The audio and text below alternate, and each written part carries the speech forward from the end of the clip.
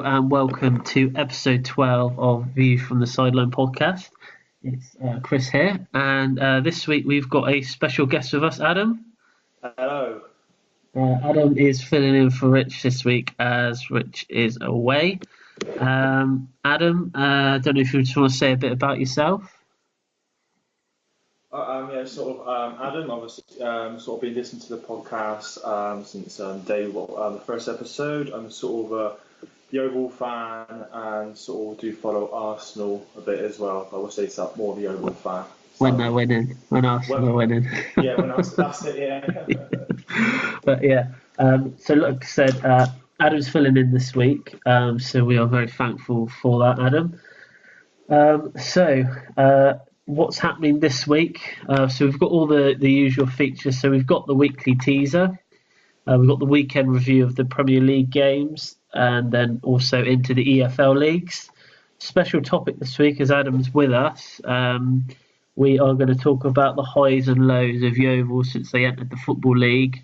I'm sure Adam's probably got quite a few stories. Yes, plenty, quite a few lows. A few highs and probably quite a few lows, but there are quite a few highs. We will touch on predictions for a tad, and then we'll also at the end just go through what's happening next week. So we'll go straight into this week's teaser. So Adam, are you ready? I'm ready, yeah. So Adam, your teaser this week is who was the only Englishman to play in the Champions League final in the year 2000? I will give you a clue. The final was between Real Madrid and Valencia, and the person you're looking for played for Real Madrid. Okay. So it's back in 2000, so it's quite talking 18 years ago. But you never know. You have a think, and I think I've got two in mind. I reckon I have two in mind. Don't get it right. Please do not get it right first time, because it will make me look bad in it, or Chris look bad as well. We will now move into the weekend review of the Premier League games. So first up on Saturday was the Bournemouth-Manchester United game. And the thing I took from it was that I thought that the game was a very even game. I thought both sides had good chances. And I think United did well to get back into it, and that's a couple of wins now they've come out with in the last few weeks. Definitely. I think Bournemouth were, unlucky, even potentially not to win that. I think their first half performance was very much the case. I reckon they needed that second goal, and that might have been alright, but winning 1-0 against United, they're going to come back at you, and obviously they did, and then they went on to score the second. But I think a draw, probably sort of draw probably would have been fair, but obviously United do what they're special at sometimes, is scoring late, last-minute kick, really. Yeah, I thought, he obviously he didn't start with Rashford, he started with Sanchez instead, and obviously Lukaku didn't travel. When I first looked at the team sheet, I did think, they are a bit light up front, but obviously Martial has been their key player, I think, this season, and he had another good game, which is really surprising, because I think he's obviously taken on board what Mourinho has said to him, and obviously turned it into a positive. But, definitely. That's his fourth consecutive game he scored now, Martial. So it shows he's sort of starting to put the ball back in the net. So it puts a bit of pressure off for Lukaku. Yeah, and although Bournemouth lost, I would still say that they did play well, and I do like how Bournemouth are playing at the moment. When you watch their games, you can tell they are playing all as a team, and they all fight together, which is quite nice to see. Oh, definitely. They haven't changed. It doesn't change much, Eddie Howe. He keeps it very similar squad. He doesn't buy many players. The only person he's really bought this season was Brooks, which I thought had a brilliant game. Obviously, the young lad come from Sheffield United. Obviously, he had no fear, and he was driving out the Man United defence with no sort of.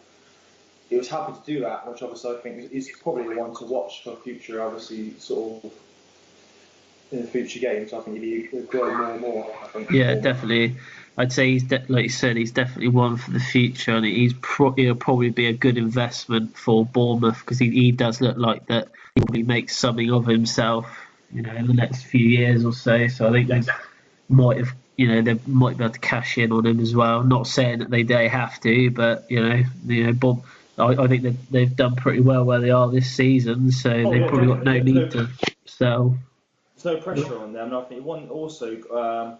It's good to see how well Wilson for Bournemouth does because he's obviously had a few bad injuries in recent seasons. He hasn't got going. Obviously watching the game, obviously they're commentating him. Could he be a potential England inclusion? Could he come into England's squad? And I think he scored 6 goals so far this season.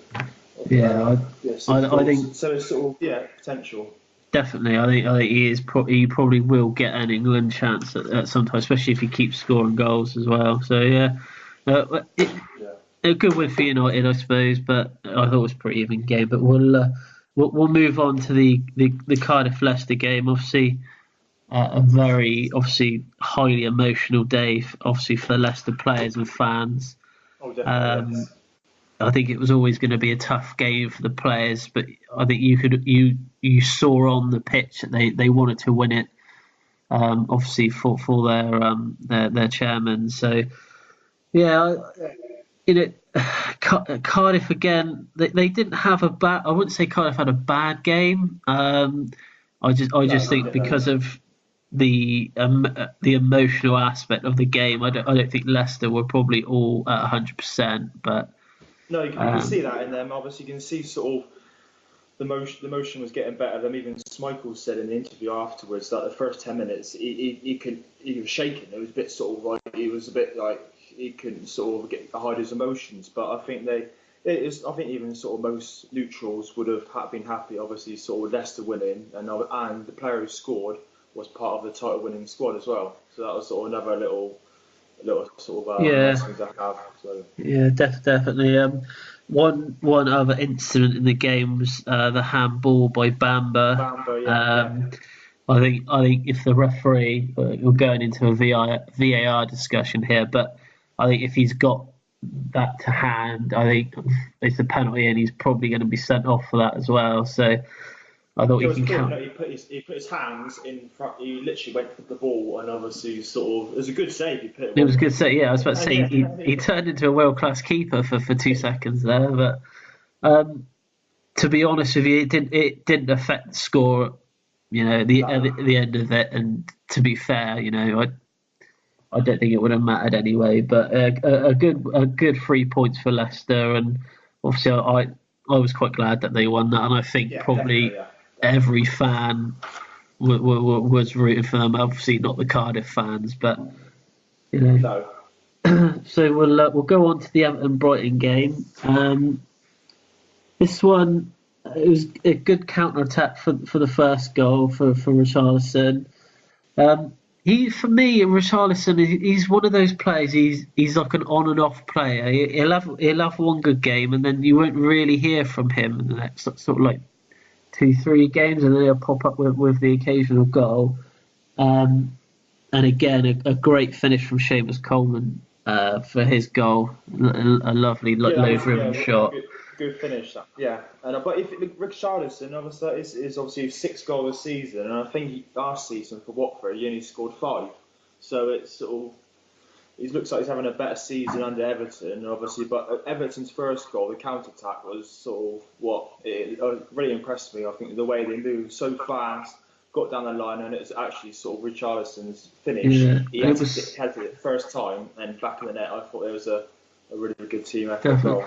It was surprising to see Brighton be broken down quite easily for the goals.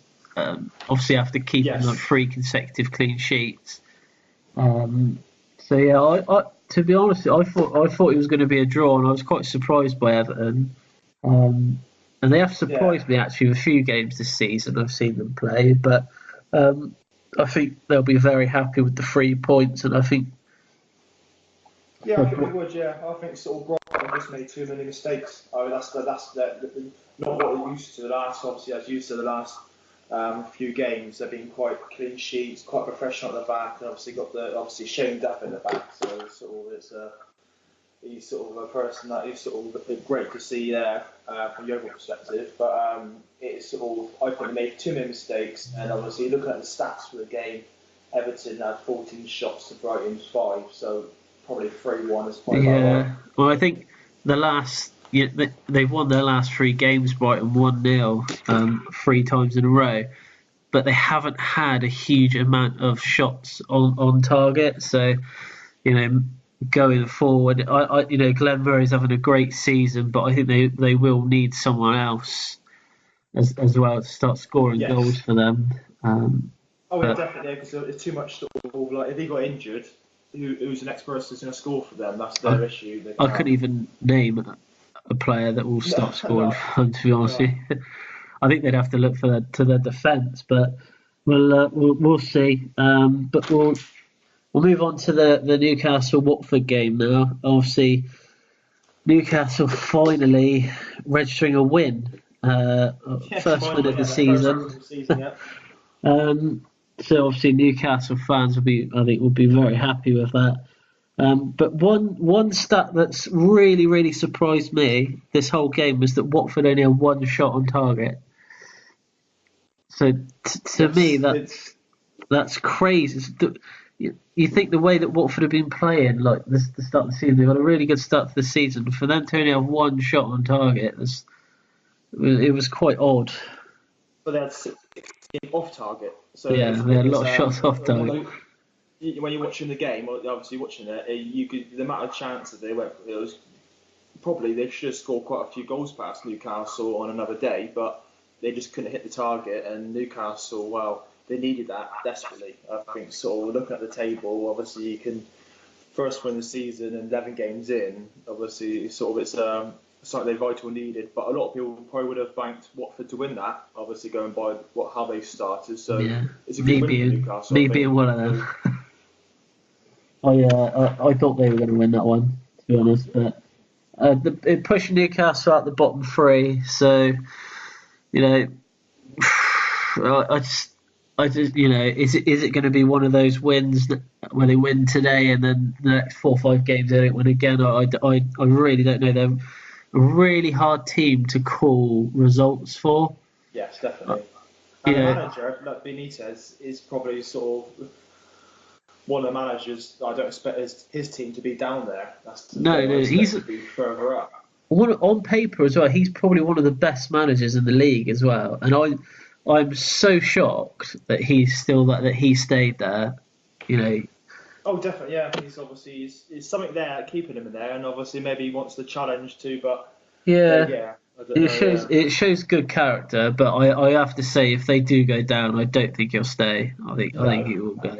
He's too good to go down. Obviously, most clubs would be happy to have him in his squad, obviously his team. So well, he did. To be honest with you, he did well when he was at Chelsea. I just don't think the fans got completely behind him. Obviously, he won the Europa League, so but we'll have to see what happens in the next few weeks. Yes, definitely, yes. But so the West Ham Burnley game, one for the neutral. So that was a good watch. That was sort of that had everything in that.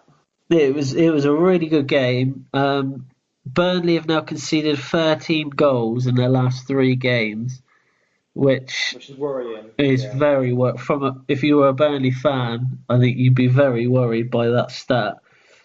But West Ham, they pretty much dominated the game, to be honest with you. But it was defensive mistakes for Burnley that cost them the goals in this game. As far as many, I think it's sort of going from Burnley last season when they were a rock at the back. They obviously didn't let many goals in, and this season they look a completely different squad at the back. They look completely different, and it's just West Ham just sort of opened them apart. And I think the person that impressed me the most, which has even impressed me quite a bit so far for West Ham, is Anderson.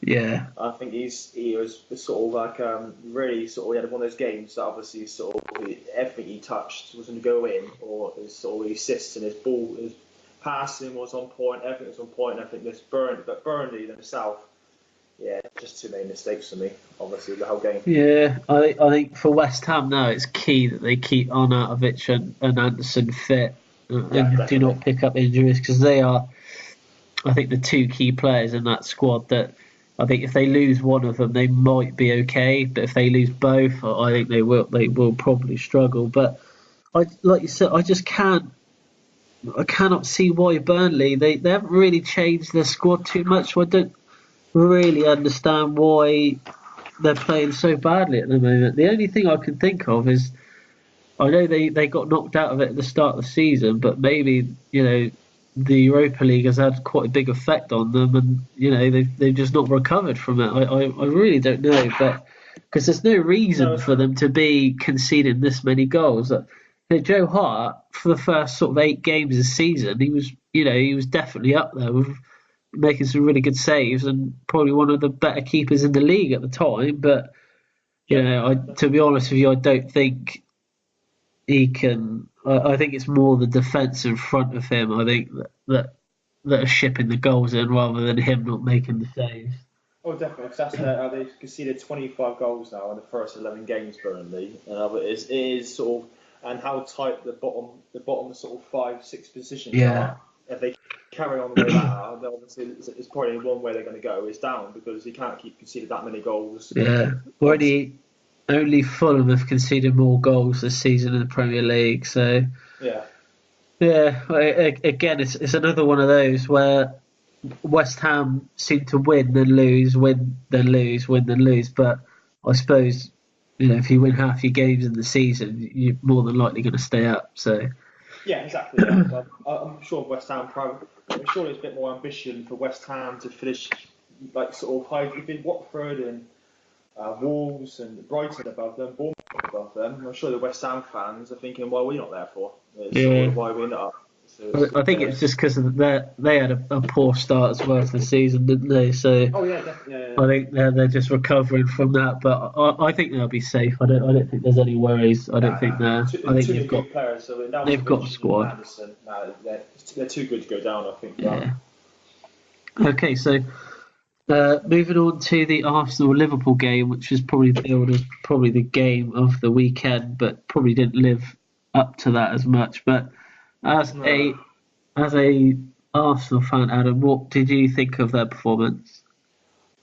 I think it was a good game. I think both sides it's an even game. The stats said an even game. It was sort of the difference. Obviously, Arsenal from years like sort of last couple of seasons this season is the belief. I think Emery's sort of really got them as sort of a side that have come back at you and don't stop. And I think got Lacazette is obviously and the Banyang. I think Lacazette's goal was sort of his composure to sort of go back from goal, turn score. I think there's a lot of confidence in Arsenal at the moment, and that was obviously since the first 2 games of the season when they lost against Chelsea and Man City. They've gone on a obviously exceptional run, win a lot of games, but people said they haven't played a big side since. But I think they did well against Liverpool. I mean, sort of. I think with the difference between I find with Arsenal and Liverpool is Liverpool got Van Dijk in the back, which I think what Arsenal would need. Something like that. Like Arsenal are very subject at the back. They're very sort of. You're always a bit worried about Arsenal. Every ball has gone over. They're always a little bit. Never 100% confidence, Yeah, but I was surprised really that he didn't bring in another defender at the start of the season. Someone like you said, like a Van Dijk or anyone like that. But I think it was episode 4 or 5. I criticised Aubameyang and Lacazette for not scoring enough goals. yeah. And since I said that, combined, they have scored a lot of goals. So yeah, have to kind of eat He's my got hat on that one. He's got So them working. I think it's all with Arsenal, obviously, but they were lucky because if you look at Liverpool's goal that should have stood, the offside goal, Mane's goal, and that should have stood. Like, yeah, he was. It was this the where he was. They called him off. Was he? They called him offside, didn't they? And he was. it was offside, but then obviously we didn't interfere with play, and then once he got the ball back, it was Yeah, onside, so it went in. So it was a bit yeah, of sort of and There was a few actually, sort of the whole sort of I think the few games in the Premier League this weekend. There was a few refereeing errors. There was quite a few, so obviously sort of, but it's I think a draw is probably about right for the game. I think I sort of yeah.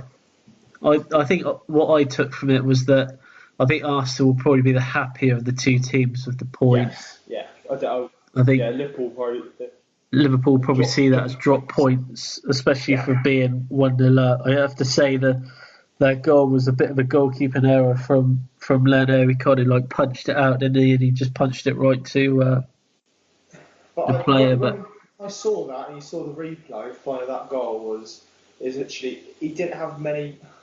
I won't say he had many more options apart from where he yeah, punched it. maybe And yeah, obviously, it's sort of like if you sort of put the ball over 10 more times, is it? But I think it's sometimes it's sort of like the ball comes over so quickly. He's got to make a decision. He pushed it away, and it's come in the path of Milner. And it actually was a good finish from Milner. Really, it was a yeah. pretty sort of like. So as an Arsenal fan, which goalkeeper do you prefer? Do you prefer Cech or Leno? Which I think difficult because obviously they're different career ends. yeah, If I was Arsenal fan, I'll stick with Leno. you I would would yeah. stick with him because I think Czech is good for a backup, but I think he made too many mistakes last season, and obviously sort of if he wants to build for the future, Leno would be the person I would say what the future one is. Definitely. Right, so the Wolves Tottenham game, Rich is going to be listening to this, so I have to be very careful what I say. Obviously, him being a Tottenham fan, but saying that, he will be happy that they kept up their winning run against the sides that have been newly promoted. 38 games in a row they've beaten newly promoted sides. That's an impressive stat, and obviously I'd like to see what other teams have got the same sort of stats. It's ridiculous. That's an Games. awful stat. It's an awful stat to have against your club. He loves that stat, and every time that they beat another newly promoted side, he always messages me to let me know that they've extended their run. But the actual game itself, it was quite a strange game because although it looked like Tottenham were actually dominating the game, Wolves were always kind of in the game, and then obviously literally gifted two penalties. Like I don't know what the is his name Foyt? I can't remember. Is it Foyle or Foyt? Yeah, at the back for penalties. Yeah, this is like Premier League debut, so it's one to forget from him. But I think Wolves actually could have got a point from this game. I just, they were. It was just a really strange game. After the two penalties were scored, they had a few good chances as well. Costa had he had a one-on-one. I think it should have been a draw was about right because I think sort of Tottenham probably dominated the first half, but the second half was all Wolves really. And Wolves had a disallowed goal as well, which I thought should have stood. So I just although on paper it looked like that Tottenham dominated, I wouldn't say that was the case. I would say that Wolves were very much in it, and even when they scored the second penalty, I think Tottenham fans might have been a little bit worried about that because I think that the way Wolves were playing, I think if they were given 5-10 more minutes, I think they would have easily scored a third goal. I think so. I think they were on the sort of back foot Tottenham completely, and I think sort of Wolves. I've always liked actually since Wolves have come up. I've obviously watched them a few times now. I do like their style of play, Wolves, and I think they're going to be obviously no quibbles about going down at all. Wolves, they'll be staying. They'll be safe. They've spent big money, but they've spent the money on good players that they know that are fitting right for the Premier League. Yes. I think we'll go on to Fulham later, but I think that's where Fulham have gone wrong. I think they've bought players that they think players that have played in the Premier League before, but they're just no good. We'll go on to that in a minute. But for Wolves, that's the third defeat in a row for Wolves. But like you said, I don't think there's any real concerns of them, go much further down the league table, to be honest. No, But I think they were a bit unlucky there. I think that a draw would have been a fair result. I think. I'm sure Rich would say, in his honest opinion, would say the same thing if he was here. He'd be saying that it should have been a draw. I'm sure he would have said that. Yeah. He's not going to be happy about that. I'm telling you now. Okay, so right, well, we'll move on to the Manchester City Southampton game, but I just Man City just unbelievable, absolutely unbelievable at the moment, aren't they? A plus 29 goal difference already. That's just 11 games in 20 plus insane. 29. It's silly, and obviously it was an easy victory. I mean, literally, sort of like Southampton had a little flurry, obviously, when they got the penalty, and obviously they had a few more chances early in the second half. But apart from that, it was literally Man City. I don't think they got out of first gear, really, even first gear at all. I think Man City just breezed past that. They've just got, like, when I watch them play, I actually get, like, really jealous of the way that they play. I sit there and think, why can't Chelsea play like that? Like, why can't Chelsea have some of these players? I think no, it is good, and obviously it is sort of they've even got players like obviously like Foden, obviously the young lad, obviously starting to sort of bring in, and it's sort of I think they've got a team that is it's another level compared to the rest of the league, really. I mean, I think three teams at the top are beaten, but I think Manchester City have got more depth in their squad than the other two, Liverpool and Chelsea, and I think that's what will win them the title this season. I reckon that they can go unbeaten this season. Well, so far 11 games got plus 29. You would have think that, and I mean, sort of they. Not afraid. Obviously, they've always been the last few seasons. Now they score fun. Yeah, they're beating teams 3-4, 5-0. Obviously, this game's obviously sort of 6-1. So but as a stat, obviously, which I looked up on shots per game. Obviously, Man City are up top, basically 21 shots per game average. But the fourth is Southampton, nearly 15 shots per game average. And obviously, then you look at obviously the table and how many they scored. They've only scored 7, but they're averaging 15 per game. Someone would surely need to look at that and think, well, why? How are we missing so many chances? It's unbelievable. I think Rich and I have both discussed the need for them to get another striker, I think, in January. But I think for Mark Hughes now, I think its time is sort of ticking. Yeah, for him now. I think he's probably got no more than 3 games to at least get a couple wins. I think you'd probably be let off more for the game against Man City, because I don't think you're expected to beat Man City. But no, I think they've got two really they're playing teams around them. I think in the next 2 games, I think one of them's Watford. I think one of them might be Cardiff. I think so. I tipped them to go down, so yeah, I think I'm right so far.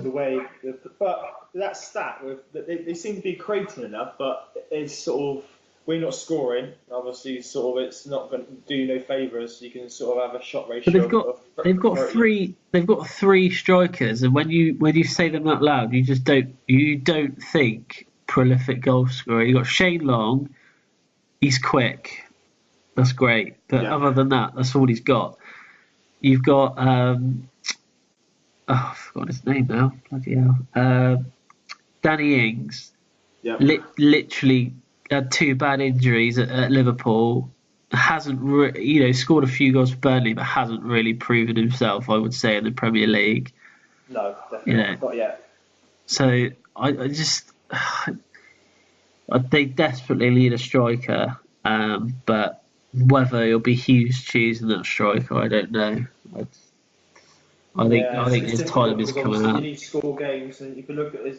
There's sort of they've only conceded 20, obviously, which only, but obviously sort of it's a bit better than the rest of the teams below them. But I mean, sort of It's going to be, yeah, they have to be careful because they can create many as they want, but if they're not going to start scoring them, they're just going to keep They going they down. conceded nearly a third of those at the weekend. So Exactly, yeah.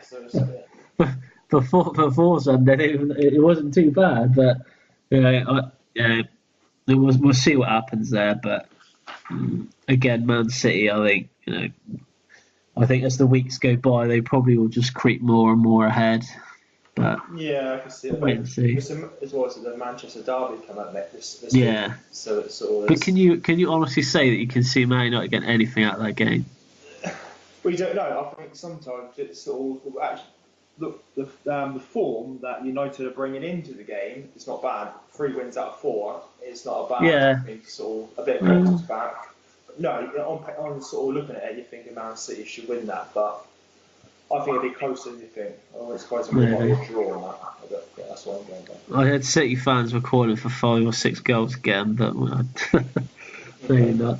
Right, so the Chelsea Palace game, not a great first half for Chelsea, if I'm honest. So, they were 1-0 up at half time, but it was quite shaky in defence for most of the first half. Yeah, Salah had a few chances, didn't he? Yeah.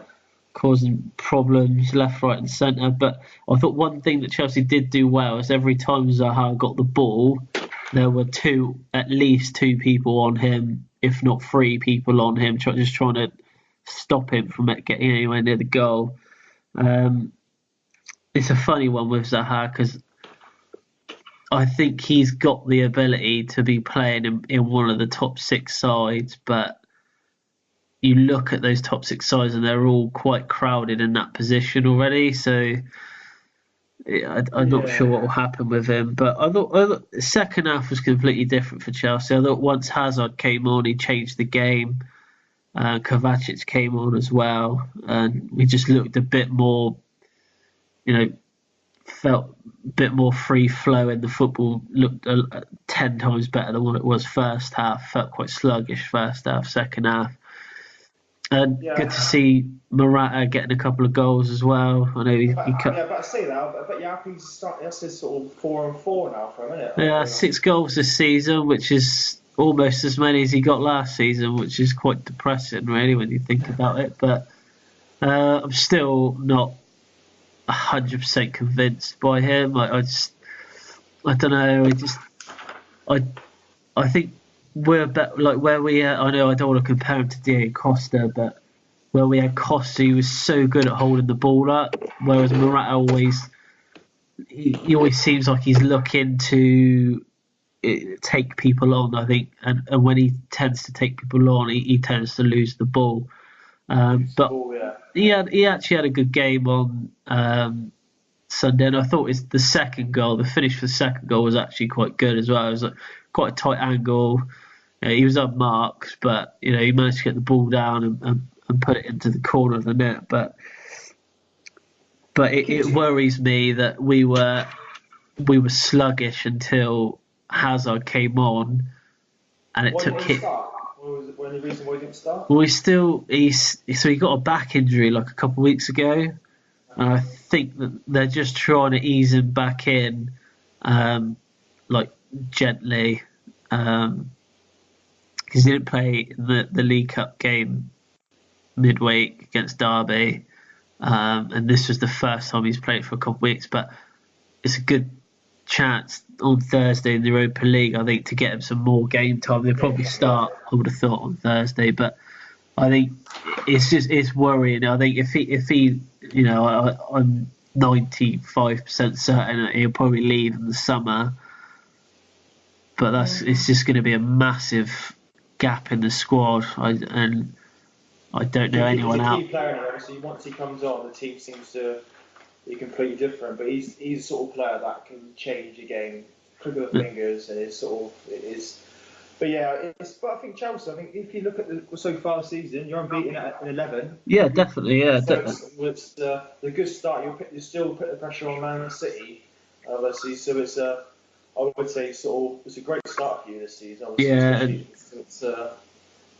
yeah. I think when Sarri was appointed, I don't think everyone was that convinced of the style of football that he plays, but I think that he's done so well, and I think he's actually broken a record now. I think he's the first Premier League manager to not lose in his first 11 games. I think that was the thing. I think I saw it on Sky Sports News. So, I think obviously compared to last season, this season has been so much better. But you can see that. I think you can see the style of play. Obviously, Chelsea's sort of he's got them going quite early. You can see also with like Emery at Arsenal. Both managers seem to sort of have got into the squad and have got their way thinking straight away, and it seems to be working for both managers. Definitely. One thing that we do different this season than what we did last season was that when we go 1-0 up, we don't sit back anymore. We used to just invite pressure, but now he's kind of taken that away, and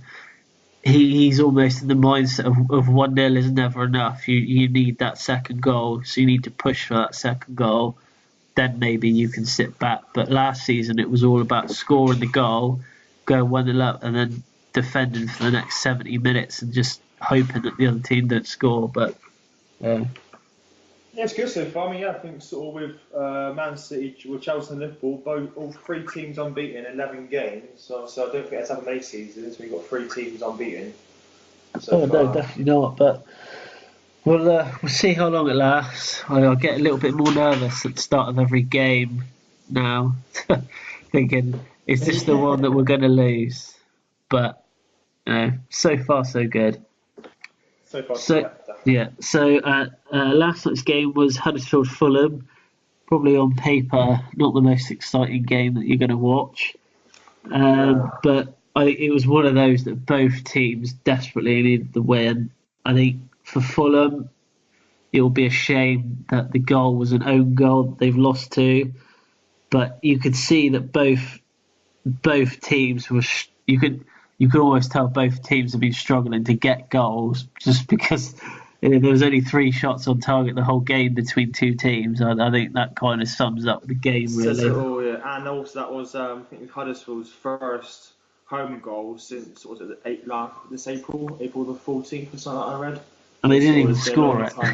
They didn't score it, but as a goal gone for them, obviously, it's a bit worrying stat. And when you look at both squads, Huddersfield obviously did well last season and stayed up, but this season I just don't think they've got enough of them to stay up. I just don't think they're not scoring. No.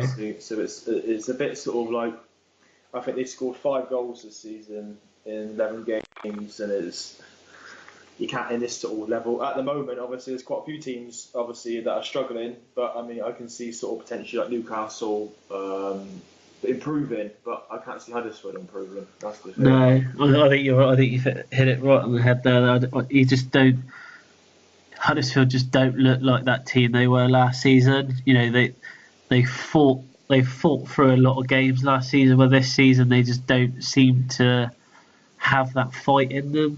But needless to say, they've picked up 3 points there, and at the end of the day, it'll be one of those games that they might look back on and think, well, glad we won that one, because otherwise we might be going down. But for Fulham, I think they are in big trouble. I think I think the way I see it with Fulham is they spent 100 million, but you're going back to Bournemouth, and when Eddie Howe obviously came up, and then he hasn't spent much, and he kept a similar squad he had in the Championship. But with Fulham, the owner obviously he's come in and he's wiped away most of the Championship team, and he's brought in all these players, expecting them to gel and expect them to work, and it's completely backfired on him, and it hasn't worked, and he's clearly struggling. And obviously, I thought he might have gone after that game, losing against Huddersfield, but obviously, Fulham have obviously kept with him so far.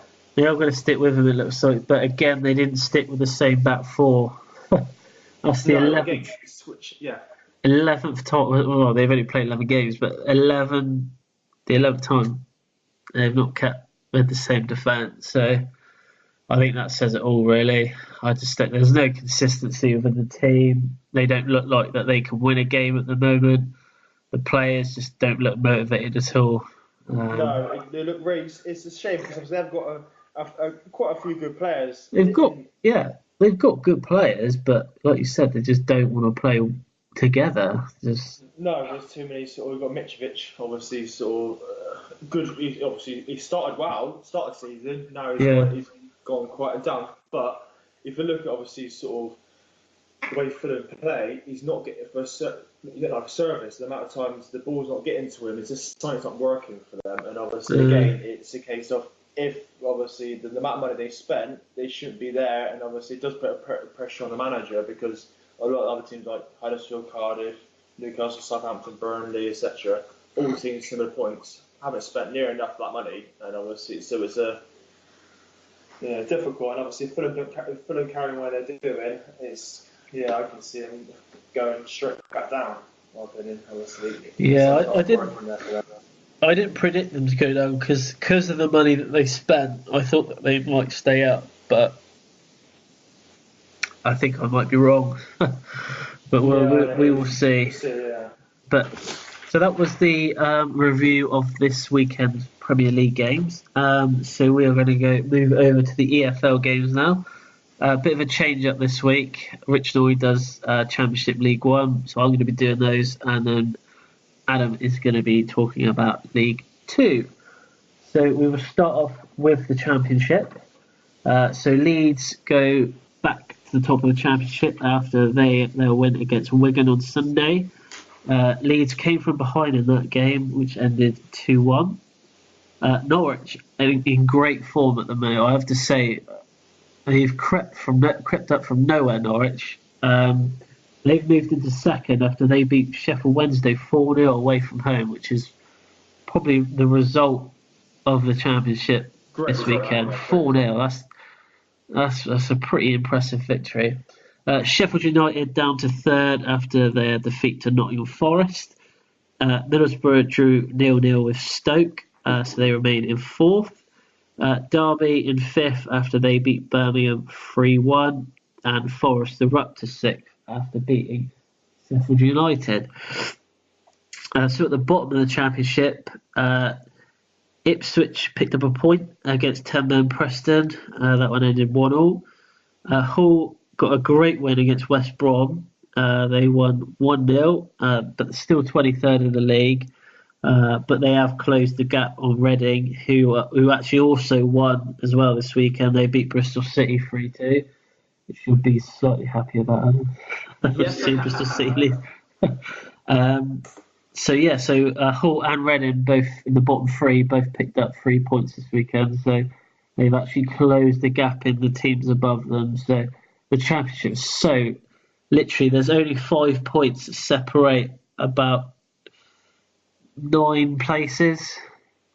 I think from like 23rd to about 15th, literally 5 points, and then it's the same at the top, literally about 5 points from first to about 8th. So there's a bit of a divide happening in that league at the moment, and the Championship's always been one of those leagues where you never really can tell who's going to go up because there's so many teams.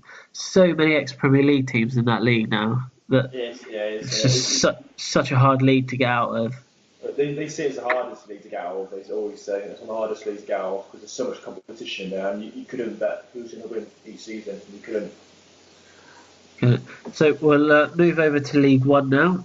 So top of the table, Portsmouth beat Bradford by a 1-0, and in second, so Sunderland have moved up to second place now after they beat Plymouth away 2-0, and Peterborough have dropped to third after they lost away to Wycombe 1-0. So Barnsley remained in fourth after their 1-0 win against Southend, and 3 minutes from time, a winner from Kiefer Moore. Adam, can you remember? I remember Kiefer Moore, yeah. So a familiar name for you there. I think we both remember him actually, but. Didn't know he was at Barnsley, but he scored the winner in that game. And then fifth, Accrington, and sixth place also drew. So they remain in the playoffs. And now to the bottom end of the table. Bradford remain bottom after their loss to the top side, Portsmouth. AFC Wimbledon in 23rd. They lost 2-1 to Shrewsbury. Plymouth lost to Sunderland in 22nd. Oxford are just inside the bottom four. This is crazy, this game. You'd be fuming if you're an Oxford fan. So they were away to Scunthorpe. Oxford were 3-0 up in that game, and it ended 3-all. Scunthorpe scored 3 goals in 6 minutes. You'll not be happy with that one. So Oxford remain in the bottom four there, but they would have been outside the bottom four had they actually won that game. So, over to League Two, Adam. Right, we've got first is it's Lincoln still, another win against Forest Green. So they still pop up the table, obviously doing exceptionally well so far, Lincoln. Obviously sort of been quite impressed, obviously, what they've done. Second is MK Dons, who also won 4-0 against Crawley, so obviously a cracking result for them. In third, there's Colchester, who also won 1-0 against Swindon. And fourth is Tranmere, who also won again 2-0 against Exeter, who are down to 10 men. So Exeter slipped down to 5th now. That's our second loss in a row now. So they've been slipping down, haven't they? Because they were second for quite a while. And, the last 5 games they've only won 1, lost 2, and drawn 3. So it's easy. All of a sudden you're up there, then you start losing form, and you start slipping down. So obviously, they need to obviously sort of start winning again. Newport, who are 6, lost 3-2 against Carlisle. Again, Newport obviously sort of a bit of a dip in form again. Obviously, they started well, and obviously they haven't won in 4 now. So it's sort of another team that a stat that I remember. I think I heard you say before. They've got a minus goal difference. Yeah. Well, that was purely thanks to Yeovil, really. I think. That's true. Yeah, so it was, and they still got it. That's the thing. That's sort of they're up there in 6th, but with a minus goal difference. It's crazy, isn't it? It is crazy. And the last playoff spot is currently Stevenage, who won 3-2 against Oldham. Forest Green, who were 8th, dropped down. Obviously, lost 2-1 against Lincoln. But obviously, Forest Green, another team that's sort of a small budget team, and obviously they're doing well. And obviously, but they've obviously lose against Lincoln. It's not a bad thing. Lincoln obviously seem to be beating everyone this season, so it's definitely. You go down to the Yeovil. Obviously, we mentioned before, they lost 2-1 against Morecambe. If you wanted to quickly look at the stats of that game, Morecambe had 3 shots, 3 on target, none off target. Yeovil had 17 shots, 7 on target, 8 off target, and lost 2-1. And that says it already, I think, of that. I think that's sort of just not the greatest, but... Yeah, that's like when if you play a game of FIFA, you lose like 1-0, you look at the stats and you think, how have I lost that game? You'd be smashing that controller, that's what I mean. Yeah. Down the bottom of the table in League 2, we've got Macclesfield, who have been there since the start of the season, really. Obviously, really struggling they are. They lost 4-1 against Bury. Are very sort of fearful. They're starting to lose a bit of ground. They won about 4 games back, I think, and obviously I thought a bit of luck back for them, but they lost 3 in a row now, so it's and they've got a 6-point gap now to be safety. In 23rd, we've got Cheltenham, who drew 2-2 against Mansfield, which is not a bad result from them. 22nd, we've got Notts County, who drew 2-2 against Portsvale. Notts County had a terrible start. They came back, and now they've gone back to losing ways. Now that is 3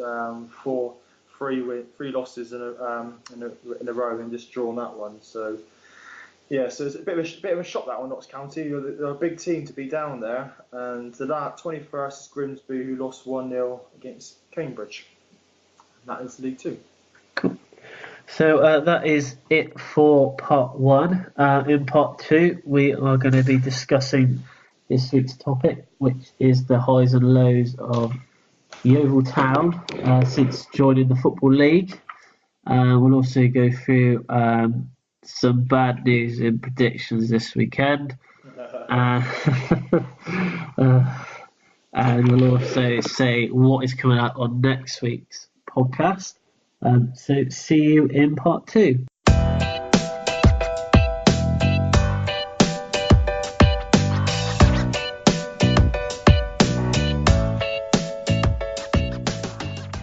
Hello and welcome back to View from the Sideline podcast. This is part 2, and we are going to be discussing our topic this week, which is the highs and lows of Yeovil Town in the Football League. This is some of their highlights and lowlights. Davis! And Yeovil have hope! The tie is now back in the balance as the deficit is halved. Malala to have a go, and it's off the post, and it's gone back in off right. They're back in it again with under 10 minutes left. And here's Lindegaard. In goes Stewart. They've only gone and done it. It is level on aggregate. 3 minutes to go, and Yeovil have pulled it out of the fire. Morgan, that's fallen short. Morris is in here. Lee Morris for Yeovil. It's Aaron Davis. He could win it. He probably has won it for Yeovil. It is Robbie Williams. Oh yes, Robbie Williams. Let me entertain you. Blackpool are ahead. And look at the freedom here for Parker. Tries to bend one. Oh, and he's done it too. It's a superlative goal from Keegan Parker. And Blackpool are 2-0 up. That is it. Switch on the illuminations early this year. Blackpool are promoted. And that's a lovely ball for Dawson. What a chance. And what a start for Yeovil. Less than 5 minutes gone and they've wiped out the first leg deficit. The ball played into Upson! Is that the goal that sends Yeovil to Wembley? And an explosion of noise is about to happen here. Who said sleepy Somerset didn't love its football? Yeovil Town are on their way to Wembley. Gary Johnson, the Yeovil legend, has masterminded another great triumph. Oh, and it's an opening goal. What a start. Madden, after just 6 minutes, gives Yeovil the lead. And the team that scores first in this final usually goes on to win. He was struggling to get through that crowd of players. And did that cross the line? The linesman, I think, has indicated a goal. Yes. Yeovil have increased their lead. He dare so. Hasn't even glanced at his watch. He has now. And he has blown the whistle to set off Yeovil's celebrations. Just 10 years ago, they were playing in the conference. Next season, Yeovil Town will be playing in the championship. Okay, so that was some of the highlights and lowlights. But I am going to hand it over to Adam now, who's going to kick us off with this topic. Adam is probably, out of everyone that I know, is probably the most dedicated Yeovil fan I think I know. So, Adam, the floor is yours. I don't know where to sort of start. I think I've done a few stats with Yeovil. I mean, the highs and lows. If you want to sort of quickly look our life in the Football League so far, if we go through quickly the positions we finished in, the first season in League 2 we finished 8th, just off the playoffs, literally just off the playoffs, so it wasn't a bad. And the next season we won League 2, which I think was sort of under Gareth Johnson, and then sort of into League 1. First season was 15th. Then we had the season when we finished 5th, and that's when we got to the obviously playing Nottingham Forest. So yeah, just going into that sort of season, that was the season where they literally came from nowhere, wasn't it? Yeah, well, wasn't it like they had their worst run of games and their best ever running games in one season. I think they had their like club record defeats in a row, and then they won 8 games in a row towards the end of the season, wasn't it? And then that's what put them into the playoffs. Exactly, and it was sort of one of those sort of seasons, sort of like it was a bit unexpected, but it was sort of when you get into sort of the playoffs, and obviously you got sort of Nottingham Forest in there, and obviously we sort of drew Nottingham Forest in the sort of semi-final. We lost the first leg obviously 2-0, and then go away to Nottingham Forest, absolutely expecting nothing whatsoever, and to win 5-2 on the night, it was something that obviously I think Nottingham Forest have never lost. I've never conceded any more than 5 goals before at their ground, and obviously it was a special night. That I mean, I can watch it again most, obviously, every weeks and weeks, obviously watching it, because it was a game that is everyone's probably got a favourite game of their football team, and I think that's probably one of mine, because to work and listening to it on the radio, it was it's quite. It was. I think it was one of those where I don't think not a lot was expected of Yeovil that season, and it like I said, it took everyone by surprise. And then obviously, like you said, played Nottingham Forest. You know, it wasn't really expecting a lot out of that game really either. But obviously, to get to the playoff final, to go to Wembley, you know, it was a great experience. I think that was, if I remember rightly, that's one of the first games at Wembley as well, because I think Wembley was quite new then. That was 2006, 2007. So I think Wembley was quite I remember like going up. Not really knowing what to expect, because it was my first time ever at Wembley, that game, and it was it was the first time I'd gone there, and we went up on the coaches. The 100-odd coaches that left the ground. It was chaos, wasn't it? And then I think the game itself was hugely disappointing. I think you get that far, and then for the it wasn't a great performance. Stewart missed a couple good chances, but I don't think they were ever really in the game. And Blackpool at the time had a very, very good squad for that league, and they got catapulted into the Premier League only a few seasons later. So it was a tough game. I always say with that game there, it was literally Nottingham Forest game was our final.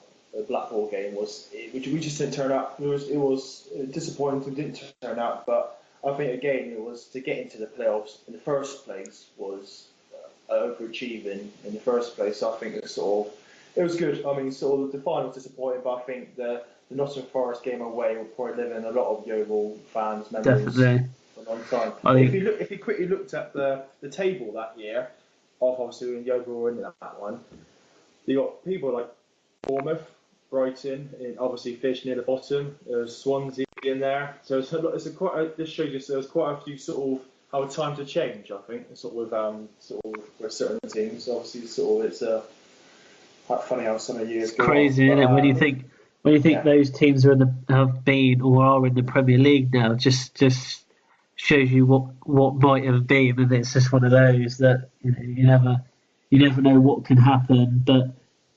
No. I think if we carry on now with after that playoff final loss against Blackpool, the next 5 seasons we finish 18th, 17th, 15th, 14th, 17th, and obviously I think it was a bit of a sudden from being in a playoff final to 5 seasons of that. I think it was quite hard seasons. Then that led up to 2012-2013 season in League One, where we finally got to Wembley and played Brentford, which obviously I went up with you, didn't I? Because we went and watched that. We went up together, didn't we, on the coaches? But obviously Gary Johnson was a huge part of that season, wasn't he? And I don't think there's many managers that Yeovil have had that I think I think he'll always be like in the fans' heart that the Gary Johnson went. I don't think anyone could really criticise the guy, to be honest with you. He got probably a mediocre side into another playoff. So, but just going like before, obviously the final, it was the Sheffield United game. So it was very, very much like the Nottingham Forest games. Really, it was like were we expecting to beat Sheffield United? I don't think on paper that they had a far better squad than what we did.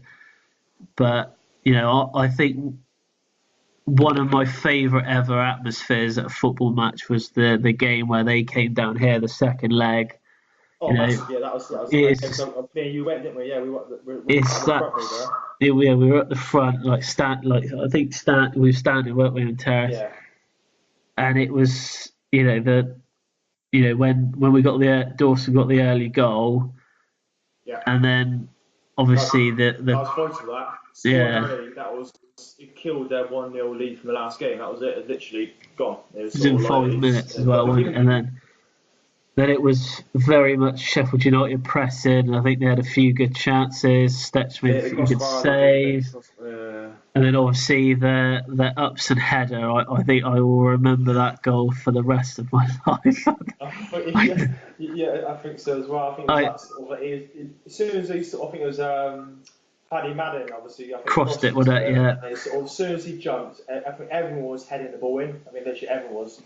Put that ball back in there, and I think Jewish part has never been so loud. The noise that came was just unbelievable, wasn't it? And literally everyone was piling forward. It was such a great atmosphere that day, and I think everyone was so happy that they'd actually won, and then the pitch invasion at the end. The stewards trying to stop people from getting on the pitch. I don't think they did not stand a chance that day for stopping anyone from getting on that pitch. But going back to Gary Johnson, it was his second spell at the club. It was, yeah. His first spell, if you look at go back to his first spell, he's been the most obviously successful manager in recent times at Yeovil. His first spell, he won the conference. He won League Two. He won the FA Trophy for the first time back in 2002, and then he won the League Two playoffs. Obviously, what we're talking about now is, apart from that, any other manager, we had Slade, who got us into the final against Blackpool. But apart from that, no one else has really sort of done anything apart from Gary Johnson. I just think he always had that connection with the fans I don't. Darren Way at the moment, I feel, has got that slight connection. But I think the team that Gary Johnson had at the time is better than the team that we have now. With especially that season when you had Paddy Madden, who was a great find. He was the top scorer, wasn't he, in the league that year? He was, yeah. He was top scorer. Paddy Madden, he had 22 goals, I think, that season. And obviously, it was that to come from Carlisle, who did nothing before, and then to score scored 22 goals for us in not a full season either. It wasn't a full season because obviously he came from Carlisle. I think it was November. I think, if I remember rightly, or something like that. So it was a brilliant sort of occasion for you to sort of find someone like that, and him to sort of straight away sink into the squad and score the goals. And then obviously after the Sheffield United game, it was the game against Brentford at Wembley, so it was another trip up to Wembley. Oh yeah. Probably felt a little bit more optimistic this time, I must say. Yeah. And then obviously get Paddy Madden getting the early goal. I think helped everyone's nerves a bit, but again the noise from the crowd was just unbelievable. 30,000 Yeovil fans. It was such a surreal experience. And then it was the corner comes in. Obviously we were at the other end, weren't we? So this goal, yes, you were, we couldn't actually tell if it had actually gone in or not, and everyone was kind of like, is it in? And obviously Dan Burns' header. Yeah.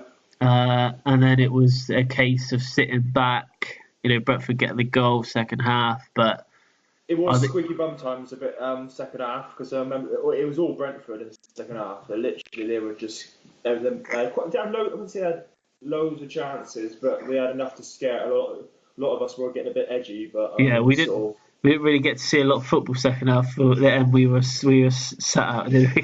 It was literally all at the other end. Well, at the end, yeah. When that final whistle went, I think it was. It's probably obviously the biggest achievement ever, obviously, of Yeovil to get. Such a magical moment, wasn't it, for everyone involved in the club? Yeovil is not the biggest town around. It's not even the biggest town in Somerset. So, for them to, get into the Championship, which we'll probably talk about in a sec, I think was a huge achievement for them. And I think, like you said, when the final whistle went, it was just like, something that you've never experienced before, really, was it? It was just, such a great achievement for the club. But so we'll move on to the Championship now. It got off to a very good start because Yeovil actually won their first game away to Millwall 1-0. Yeah. From then on, it was quite a few defeats and the odd win here and there, wasn't it? It wasn't a very successful season, shall we say, but I do think a lot of that comes down to money. I don't think that the club invested enough in players, and unfortunately the players that they invested in were just players that played in the same league they were in, like League One, so it wasn't a huge success. It was difficult, but the stat that annoyed me a bit after the Championship season finished, and obviously what we all know happened about it was the money. Obviously you get the sort of finances, obviously where it costs in profit. And Yeovil, I think, were a £1.5 million in profit after that season. And I mean, surely if you invested, I don't know, £1 million of that and kept £500,000 profit, who knows? Would we have stayed up? We might have stayed up, but obviously it's to be sort of to earn having that much profit. Obviously, £1.5 million in other teams' ways is not much money, but for Yeovil it was massive. So I think it's sort of it was sort of one of those, being a fan, very frustrating. It's because we're up there in a Championship where we've never been before, and the side of Yeovil is probably never get there again in the near future. And it's a shame that we couldn't invest in maybe a little bit more and actually stayed up, because you never know what might have happened. And obviously Bournemouth came up. They came up, didn't they? And they finished 10th that season. And obviously, but they had also their investment. And then after that, we all know what happens now. They've got into the Premier League. But always back in my mind, always think to myself, what if? But halfway through the season, the manager and last year's top scorer supposedly have a bit of a falling out, and so Paddy Madden isn't picked for games whilst he's still at the club. Do you think that if he would have played? Do you think that would have? Well, he had a chance. I think he had an opportunity. To that amount of goals he scored for us the season beforehand. I don't know what happened, but that wasn't the only falling out that season, though. Obviously, if you look at, we lost Paddy Madden, and then we had Ishmael Miller come in that season, and he left about 5-6 games to go, and he fell out with Gary Johnson. So obviously, I think the moral of the story of that is, don't fall out with Gary Johnson, otherwise you'll go out the door. You'll never play for the club again. Although Miller, to be honest with you, Miller, he didn't really do a lot, did he? He scored a few goals, but not. He wasn't what we needed. Obviously, he was a bit but I think the Paddy Madden thing, annoyed quite a lot of Yeovil fans, because to basically get Yeovil into that playoff from last season for the 22 goals and get up into the Championship, he deserved a full season of playing. And I think what Gary Johnson said, which I think I know rightly, he wasn't fully fit or something like that. He wasn't it was some stupid. It sounded like more of an excuse, and obviously then he went, and obviously it's if he stayed, we might have stayed up. I don't know. It's always, I think it's what if. There were. There was one game in particular that season where we actually beat Watford 3-0. Unbelievable, really. Beat Watford 3-0 away as well. That was probably the highlight of that season. Yes, that was really it. I think obviously that was a brilliant result, and obviously I think it's sort of one of those games. Obviously, it's shame we couldn't do that a few more games often, because obviously we might have it just shows that we could have done it.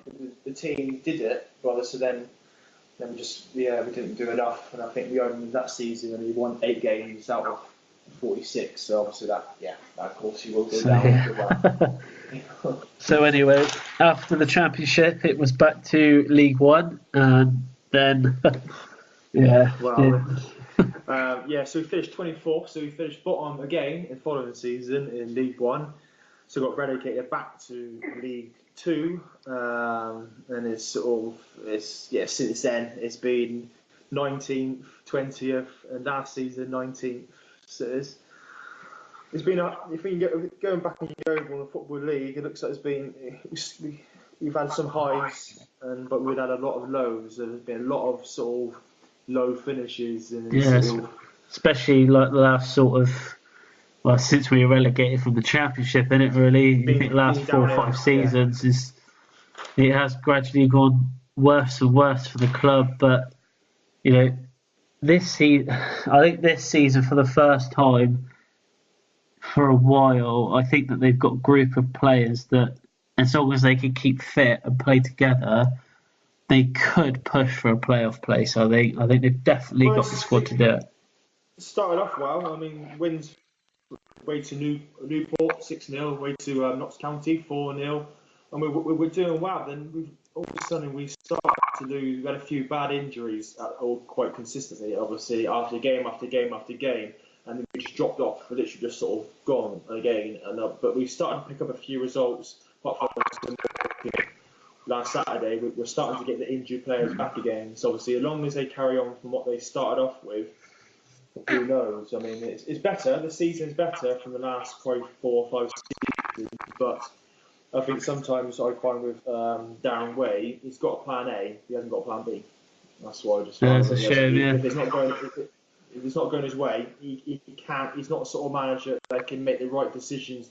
Subs to come on, and it's sort of like it's a bit. If it's going his right way, winning 1-0, 2-0, or something like that, he's fine. But I think he struggles a little bit with. Just to sum it up, if you were to put it into a graph, you'd see like a pyramid shape of Yeovil's time in the Football League. First 5-6 seasons, I'd say very successful. Last sort of 5 seasons, not so. Terrible. But I think things will look up. I've got a good feeling. I think they've got a good squad, and hopefully they can. All I always say is, if you get a bit of investment, potentially you can go on to do better things. But there's potential in there, which fingers crossed. Maybe this season we might go another trip back to Wembley potentially. Hopefully. So that was the topic this week. Moving on to predictions this week. Just briefly on the weekend just gone. Rich had a very, very good week this week. I think he ties on one of the highest scores this season, which is pretty good because he's had some pretty bad results recently. And then so last week's special guest was my wife, and she beat me. So I've not heard the last of that. So that is. Wife also beat. Yeah. So from next week it will be my wife and Rich's wife doing the podcast, as me and Rich clearly do not know what we're talking about. So next week's predictions are FA Cup games next week, and we've got Nathan doing those. He's my cousin. Doesn't really know a huge amount about football, so it could be interesting. Obviously, the predictions are out on Twitter and Facebook, so you can go and have a look at them there to see what everyone's gone for. Adam, do you want to briefly talk about your week on predictions that you did? Bit like Adam actually holds the record for predictions at the moment of the worst score. Well, he didn't actually score any, so yeah. We might give you another go by the end of the season. because you're doing us a favour at the moment, so you might get another chance. But we'll move on to the teaser. So, have you had any? Well, not really had that much time to think about it. But so, who was the only Englishman to play in the Champions League final in the year 2000 between Real Madrid and Valencia? Now, you did say that you could think of two players. Yeah. But I can only take one answer, I'm afraid. I was in my head. It would be McManaman. Well done.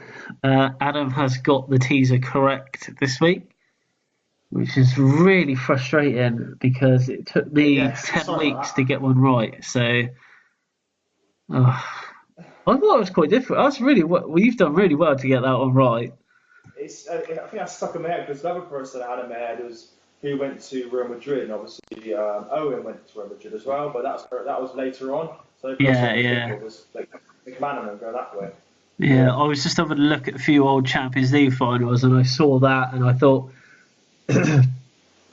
I saw there was one Englishman in there, so I thought, oh, that might be a good teaser. But well done, congratulations on that. So you're